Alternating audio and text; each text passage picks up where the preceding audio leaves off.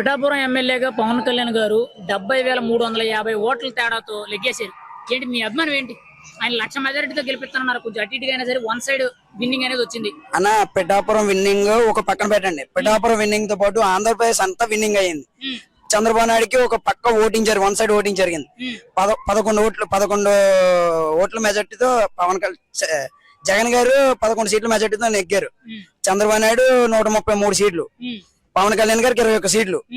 మన పవన్ కళ్యాణ్ గారి ఎంపీ ఓట్లు 2 సీట్లు వచ్చినాయి. పవన్ కళ్యాణ్ గారి ప్రపంచంతో ఆంధ్రప్రదేశ్ అంతా చుట్టుముట్టారన్న.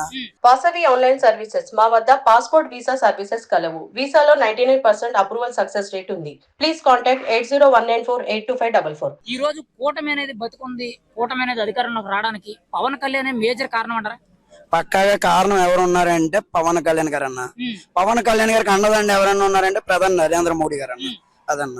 చంద్రబాబు నాయుడు గారు కూడా నెగ్గడానికి కారణం ప్రధాని నరేంద్ర మోడీ, పవన్ కళ్యాణ్ గారు అన్న. ఓకే. ఇప్పుడు ఇంత దారుణంగా వైసీపీ అనేది ఓడిపోవడం అసలు ఎప్పుడు చూడాల. 151లో ఉన్నది ఇంకంతకు మించి రిజల్ట్స్ పెరుగుతాయి. జూన్ 9న మనం ప్రమాణ స్వీకారం పెట్టుకుందాం అని చెప్పి ఆయన లండన్ వెళ్లే ముందు ఎన్నో మాటలు మాట్లాడి వెళ్ళాడు. మరి ఇప్పుడు ఆ మాటలన్నీ నీరు గారిపోయినట్టేనా అన్న? లండన్ కాదన్న, ఆయన ఎక్కడికైనా పోవచ్చు. నేపాలి ఆంధ్రప్రదేశ్ లో తిరిగి ఉండదన్న. పవన్ కళ్యాణ్ గారికి, చంద్రబాబు నాయుడు గారికి తిరిగి ఉండదు, మోడీ గారికి తిరిగి ఉండదు. ఆంధ్రప్రదేశ్ లో ఆయనకి సీట్ ఉండదు. ఆయన కాంగ్రెస్ పార్టీలో నేనేం చేసేయాలి ఆయన పార్టీని. ఓకేనన్నా? ఇప్పుడు వైఎస్ఆర్సీపీ పార్టీ పరిస్థితి ఏంటి, జగన్మోహన్ రెడ్డి పరిస్థితి ఏంటి? కేవలం 13-15 సీట్ల తేడాతో ఉంది అన్న. మన రోజా గారు ఉన్నారు కదా, అసెంబ్లీ గేట్ కూడా తాకనే ఉన్నారు. అసెంబ్లీ గేట్ తన్నుకుని వెళ్లే విధంగా ఈరోజు పవన్ కళ్యాణ్ గారు 21 సీట్లు పోటీ చేస్తే 21 సీట్లు కూడా అధిక మెజారిటీ వచ్చింది అంటే ఆంధ్రప్రదేశ్ లో. అది కాదే అన్న. ఓకేనా? అది ఇప్పుడు పవన్ కళ్యాణ్ గత ప్రభుత్వంలో అంటే వైఎస్ఆర్సీపీ ప్రభుత్వంలో ఉన్న ప్రతి ఒక్క మంత్రి కూడా పవన్ కళ్యాణ్ నోటుకు వచ్చినట్టు తిట్టారు. ఈ రోజు వాళ్ళందరూ కూడా ఎంతో కొంత మెజారిటీ తేడాతో ప్రతి ఒక్కరు ఓడిపోయారు. అసలు ఏంటి వాళ్ళందరినీ వన్ సైడ్ గా పవన్ కళ్యాణ్ ఓడించాడు. పవన్ కళ్యాణ్ అన్ని మాట్లాడిన ప్రతి ఒక్కరు కూడా వాళ్ళ నోటి మీద వేలేసుకునేటట్టు చేశాడు అన్న. ఆంధ్రాలో నీకు ఒకటి చెప్తున్నా, ఆంధ్రాలో పవన్ సునామీ వచ్చిందన్న. మొన్న తుఫాన్ వచ్చింది, ఇది పవన్ సునామీ అన్న. పవన్ సునామీ అంటే ఎన్డీఏ కూటమి సునామీ. ఇది ఆ సునామీని ఎవరు ఆపే తరం కాదు, ఎవరి వల్ల ఆపే తరం కాదు. అది ఎవరు ఆపలేరు అది సునామీని. మరి ఇప్పుడు జగన్ ప్రమాణ స్వీకారం చేస్తాను జూన్ 9 అని చెప్పాడు కదా, అప్పుడు ఎక్కడ ప్రమాణ స్వీకారం చేస్తాడు, ఏం చేస్తాడు అంటారు? ప్రమాణ స్వీకారం చేయడు. లండన్ వెళ్ళి ఇక్కడ లండన్ అని రాయమండ్రి సెంటర్ జైల్లో ప్రమాణ స్వీకారం చేస్తాడు 4 రోజులు పోతే. ఆయనతో పాటు ద్వారపూడి చంద్రశేఖర్ రెడ్డి ప్రమాణ స్వీకారం చేస్తాడు. రోజా ప్రమాణ స్వీకారం చేస్తాడు. ఇప్పుడు పవన్ కళ్యాణ్ ఓడించి నా పేరు మార్చుకుంటాను ఓడించలేకపోతే అని చెప్పి ముద్రగడ పద్మనాభం వ్యాఖ్యలు చేశాడు. ఇప్పుడు ఆయనకు మీరు ఎప్పుడు పేరు మారుతున్నారు, దానికి ఏర్పాట్లు ఎప్పుడు చేస్తున్నారు అన్న? మా అధ్యక్షులు కొనిదెల పవన్ కళ్యాణ్ గారు ఇంకో 2-3 రోజులు ఇక్కడికి వస్తారు.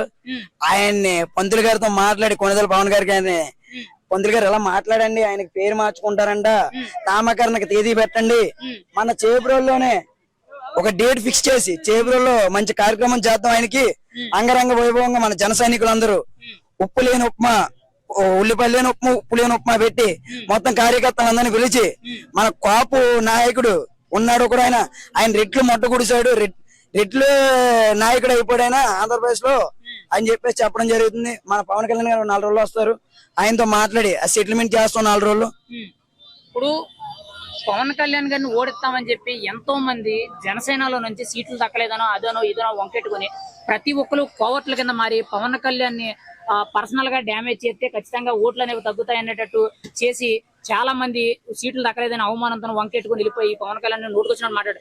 ఇవాళ వాళ్ళందరికీ కూడా రాజకీయ భవిష్యత్తు అనేది సమాధి అయిపోయిందంటారా అన్న? పోయినసారి తీరా చేతిలో 10 లక్షలు లేని వాళ్ళకి పవన్ కళ్యాణ్ చీట్ ఇచ్చి అటువంటి వాళ్ళు పిఠాపురం నియోజకవర్గంలో నిలబెట్టారు. అటువంటి వాళ్ళు ఇవాళ బయటికి వెళ్ళి అవాకులు తువాకులు పేలినా కుక్క కాటికి చెప్పు దెబ్బ. కుక్కని మంచోని తీసుకెళ్లి సింహాచలం మీద కూర్చోబెడితే కుక్క బుద్ధి చూపెట్టుకుంటది కదన్నా. కుక్కని తీసుకెళ్లి సింహాచలం మీద కూర్చోబెడితే ఏం చేస్తుంది, కుక్క బుద్ధి చూపెట్టుకుంటది. అది అదన్నా. ఇప్పుడు పవన్ కళ్యాణ్ 21 సీట్లు తీసుకున్నాడని చెప్పి ఒకప్పుడు చాలా మంది కూడా పవన్ కళ్యాణ్ రాజకీయం చేయడం రాదు, నీతి నిజాయితీతో రాజకీయాలు చేయడం చేత కాదనేటట్టు ఎన్నో మాట్లాడారు. ఇవాళ అన్నిటికీ సమాధానం చెప్పాడంటారా? పవన్ కళ్యాణ్ గారిని ఒక చేతగాని తన ఓడికని చూశారు ఆంధ్రప్రదేశ్ లో ప్రజలందరూ. ఇదేంటి 21 సీట్లే తీసుకున్నాడు, 175 సీట్లు కదా, ఇదేంటి ఈయనకి ఏం చేత కాదా రాజకీయం చేతనవునో చేతన కాదు. ఇంకొక 4 రోజుల్లో ప్రమాణ స్వీకారం సీఎం గా మన కొనిదెల పవన్ కళ్యాణ్ గారు చేస్తారు.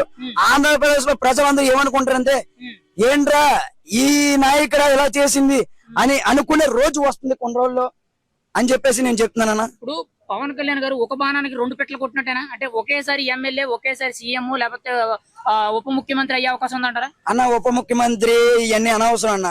సీఎం బాణం కొడుతున్నాడు, ప్రమాణ స్వీకారం చేస్తున్నాడు. కొన్నిదల పవన్ కళ్యాణ్ అనే నేను ఆంధ్రప్రదేశ్ సీఎం గా, పిఠాపురం నియోజకవర్గం ఎమ్మెల్యేగా పిఠాపురం ప్రజల మన్నలను కోరుతూ పిఠాపురం అభివృద్ధి చేస్తానని ప్రమాణ స్వీకారం చేస్తాను. ఫైనల్ గా ఒక మాట, అవునన్నా. ఇంత రాజకీయం జరిగింది, వైసీపీ అనేది ఘోరంగా ఓడిపోయింది, కూటమి అనేది ఘోరంగా అనుకోని రీతిలో అంతకు మించి రిజల్ట్స్ ఇచ్చింది కదా. ఇప్పుడు జగన్మోహన్ రెడ్డి గారి పరిస్థితి ఏంటి? ఫైనల్ గా ఒక మాట అన్న. అన్నవరం మెట్లు ఖాళీగా ఉన్నాయన్న, ఓ 2 మెట్లు పాడుకుంటే బాగుంటది. ఏ దేనికి? అడుక్కోవడం కన్నా ఆయన ఉన్న ఆస్తి కూడా ఉండేవాం మేము. అవి ఎంత ప్రజల సొమ్ము. అన్నవరం మెట్లు 2 మెట్లు పాడుకుని అడుక్కుంటే బాగుంటది.